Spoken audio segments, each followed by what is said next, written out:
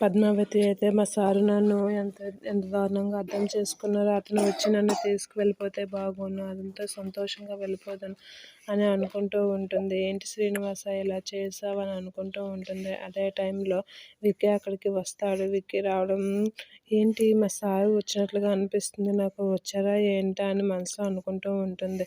ఆ టైంలో విక్కీ పద్దు వాళ్ళ ఇంట్లోకి వచ్చి పద్దు పద్మావతి అని పిలుస్తూ ఉంటాడు. అక్కడి నుంచి ఒకసారిగా షాక్ అయిన పద్దు సారు అని చెప్పి వచ్చి గట్టిగా హగ్ చేసుకుంటూ ఉంటుంది. ఏంటి సారు నన్ను తీసుకెళ్ళిపోవడానికే వచ్చారా? నేను మిమ్మల్ని విడిచి ఉండలేకపోతున్నాను. ఏంటో కానీ మీరు మాట మాటకి నాకు గుర్తొస్తూనే ఉన్నారు.